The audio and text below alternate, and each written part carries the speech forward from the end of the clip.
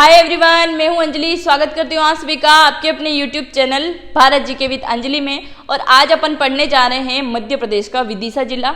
इससे पहले मैंने बहुत सारे जिले कवर करवा लिए हैं। अगर आपने अभी तक वो जिले नहीं देखे हैं तो आप Bharat GK with Anjali channel के साथ में जुड़ के प्लेलिस्ट चेक कर सकते हैं। अगर आप एमपी व्यापम की कोई भी एग्जाम की तैयारी कर रहे हैं तो वो जिले आपके लिए महत्वपूर्ण होने वाले हैं, क्योंकि उसमें मैंने सारे महत्वपूर्ण तथ्य बताए हैं।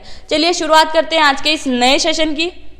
प्रथम बात करें स्थापना की कि स्थापना कब हुई थी विदिशा जिले की, तो मध्य प्रदेश के गठन के साथ में 1 नवंबर 1956 को। कब होती है? 1 नवंबर 1956 को इसकी स्थापना होती है, यानी कि मध्य प्रदेश का गठन होता है। उसी के साथ में विदिशा जिला बना दिया जाता है। तहसील की अगर बात करें तो प्रमुख तहसीलें कितनी हैं यहाँ पे, तो ये है लटेरी, सिरोंज, कुरवाई, शमशाबाद, नटेरन, बसोदा, त्योधा, विदिशा, गुलाबगंज और ग्यारसपुर। ये प्रमुख तहसीलें हैं विदिशा जिले की। क्षेत्रफल की अगर बात करें तो यहाँ का टोटल क्षेत्रफल है 7,371 वर्ग किलोमीटर के अकॉर्डिंग। कितना क्षेत्रफल है? 7,371 वर्ग किलोमीटर। कुल जनसंख्या की अगर बात करें तो 14,58,875 टोटल यहाँ की जनसंख्या है। जनसंख्या घनत्व की अगर बात करें तो जनसंख्या घनत्व है 198 प्रति वर्ग किलोमीटर के हिसाब से क्या है यहाँ का जनसंख्या घनत्व है। लिंगानुपात की अगर बात करें तो 1000 पुरुषों पर 896 महिलाएं। ये क्या है? तो यहाँ का लिंगानुपात है। आगे बढ़े। नेक्स्ट अगर बात करें मिट्टी की तो यहाँ की प्रमुख मिट्टी है काली मिट्टी। अगर आपसे एग्जाम में क्वेश्चन पूछा जाए कि मध्य प्रदेश में प्रमुखतः आपको कौन सी मिट्टी देखने को मिलती है या ज्यादातर कौन सी मिट्टी है, तो आप बिना कुछ सोचे समझे लगा सकते हैं काली मिट्टी, क्योंकि मैंने अभी तक जितने भी जिले कंप्लीट करवाए हैं लगभग में सब में आपको काली मिट्टी ही देखने को मिलेगी। उद्योग की अगर बात करें तो यहाँ के प्रमुख उद्योग है वनस्पति घी। वनस्पति घी यहाँ बनाया जाता है। दूसरा प्लास्टिक का उद्योग है। यहाँ पे प्लास्टिक का उद्योग है, वनस्पति घी। और इसके अलावा क्या आ जाता है प्लास्टिक के अलावा? तो इसमें आता है स्ट्रा बोर्ड। क्या आता है? Straw board.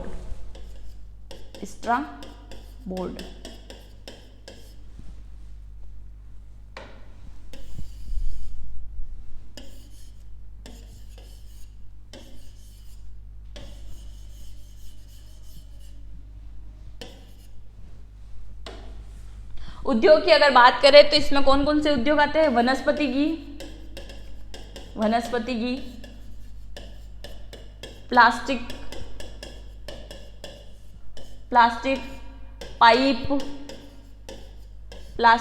पाइप, और इसके अलावा क्या आता है?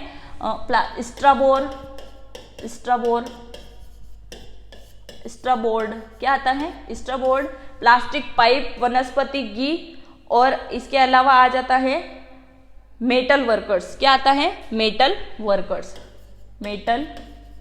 वर्कर्स और कटीले तार।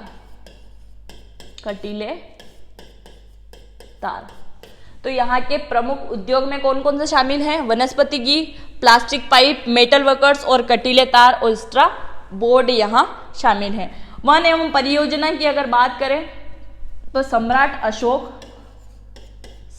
अशोक परियोजना है। कौन सी नदी पर बनी हुई है? तो ये बनी हुई है हलाली नदी पर।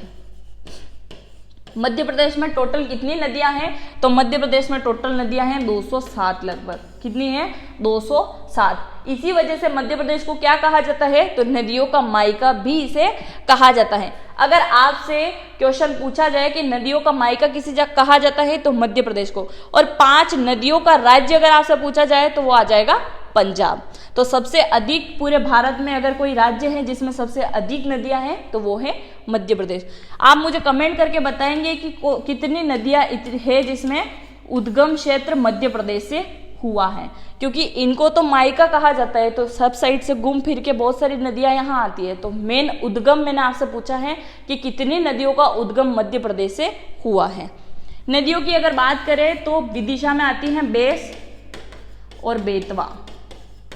बेस और बेतवा दो प्रमुख नदियां हैं यहाँ। अभ्यारण्य की अगर बात करें तो ये आप मुझे कमेंट करके बताएंगे कि यहाँ कौन सा अभ्यारण्य है विदिशा के अंदर। नेक्स्ट है उदयगिरी की गुफाएं गुप्तकालीन हैं। ये यहाँ के महत्वपूर्ण तथ्य है विदिशा जिले के। अगर आप नोट डाउन करना चाहो तो कर सकते हैं, नहीं तो आप स्क्रीनशॉट ले सकते हैं। उदयगिरी की गुफाएं गुप्तकालीन है। यहाँ वीरसेन सेवा सावा का अभिलेख मिला है। वीरसेन सावरकर का अभिलेख यहाँ पे मिलता है उदयगिरी की गुफाएं के अंदर। ये वाला क्वेश्चन एग्जाम में आ चुका है कि उदयगिरी की गुफाएं कौन से जिले में है, तो आपको याद रखना है विदिशा के अंदर। भागवत धर्म से संबंधित हेलियोडोरस का गरुड़ स्तंभ बेस नगर में है। ये आपसे इतना बेस नगर का ना पूछ के सिर्फ इतना सा पूछा जाएगा कि हेलियोडोरस का गरुड़ स्तंभ किस जगह है, या मध्य प्रदेश लिखा हुआ आएगा या फिर विदिशा जिला आपको देखने को मिलेगा। तो आप इसको भी IMP लगा लीजिए, क्योंकि ये वाला क्वेश्चन भी आपकी एग्जाम में आ चुका है। पुष्यमित्र शुंग ने विदिशा को राजधानी बनाया था। आप मुझे कमेंट करके बताएंगे कि कब या कौन सी ईस्वी में बनाया था। 1952 में प्रथम राष्ट्रपति राजेंद्र प्रसाद ने इसका नाम विदिशा रख दिया था। क्या रखा था? विदिशा इसका नाम रख दिया था इन्होंने। और अगर बात करें आलमगिरी, राजेंद्र प्रसाद ने तो ये नाम दिया था, आलमगिरी नाम दिया था। आलमगिरी, आलमगिरी किसने नाम दिया था? तो औरंगजेब ने। औरंगजेब ने क्या नाम दिया था विदिशा को? तो आलमगिरी इन्होंने नाम दिया था। तो ये दोनों ही आपको पता होना चाहिए कि विदिशा नाम किसने दिया था 1952 में। तो प्रथम राष्ट्रपति राजेंद्र प्रसाद के द्वारा विदिशा नाम दिया गया। और अगर आलमगिरी पूछा जाए कि विदिशा का आलमगिरी नाम किसने रखा, तो औरंगजेब ने रखा है। विदिशा के बहुत सारे नाम हैं, बेसनगर, बेसनगर, भेलसा, भेलसा, दर्शान। दर्शान क्यों कहा जाता है? क्योंकि यहाँ पे क्या है, 10 दुर्ग बने हुए हैं। क्या बने हुए हैं? 10 दुर्ग यहाँ पे बने हुए हैं, इसलिए कहा जाता है।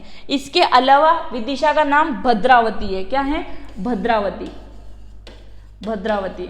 ये भद्रावती पुराणों के अकॉर्डिंग है। पुराणों के हिसाब से विदिशा को क्या कहा जाता था? तो भद्रावती कहा जाता था। और इस क्वेश्चन को आप IMP लगाएंगे, क्योंकि ये भी आपके एग्जाम में आ चुका है कि भद्रावती कौन से नगर को कहा जाता था या कौन से पुराण में इसको कहा गया है। तो ये आप अच्छे से नोट डाउन कर लीजिए कि पुराणों के अनुसार विदिशा का नाम क्या था? भद्रावती। राजस्थान से प्राप्त सिरोज तहसील विदिशा से सम्मिलित है, यानी कि राजस्थान से ली गई है ये सिरोज तहसील। वो कहाँ पे हैं? तो ये विदिशा जिले के अंतर्गत शामिल है। मध्य प्रदेश का कौन सा गांव है जिसको झालावाड़ जिले को दे दिया गया है? ये आप मुझे कमेंट करके बताएंगे। यानी कि राजस्थान को दे दिया गया है, मध्य प्रदेश का कौन सा गांव? इसके बारे में मैं आपको पढ़ा चुकी हूँ। अगर आपने अच्छे से पढ़ा है तो आप मुझे कमेंट करके जरूर बताइएगा। उदयपुर का नीलकंठेश्वर मंदिर बसोदा परमार वंशकालीन है। तो परमार वंश के द्वारा बनाया गया है या उनके अकॉर्डिंग था।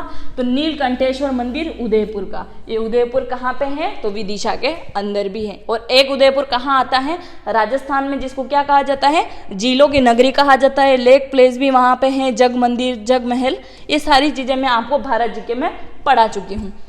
ग्यारसपुर का माला देवी मंदिर, ग्यारसपुर का माला देवी मंदिर उदयगिरी की 12 अवतार प्रतिमा के लिए ख्याति प्राप्त है। यानी कि 12 अवतार, देवी के कितने अवतार हुए थे? 12 अवतार हुए थे माला देवी के।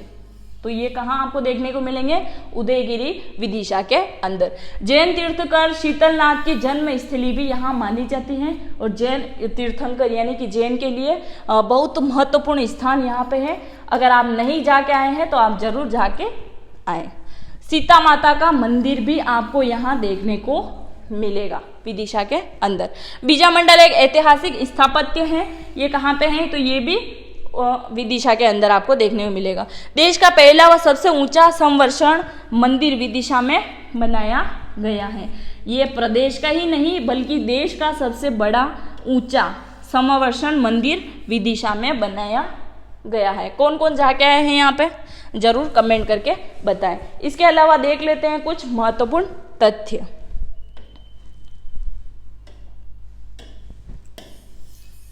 विदिशा, सम्राट अशोक, सम्राट अशोक, सम्राट अशोक का क्या था, ससुराल था। इनकी वाइफ का नाम क्या था, महादेवी।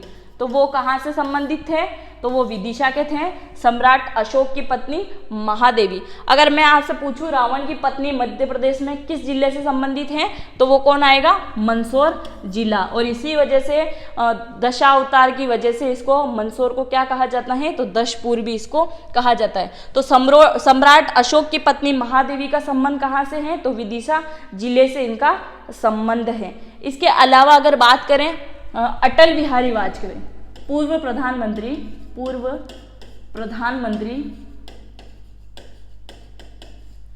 अटल बिहारी वाजपेयी, अटल बिहारी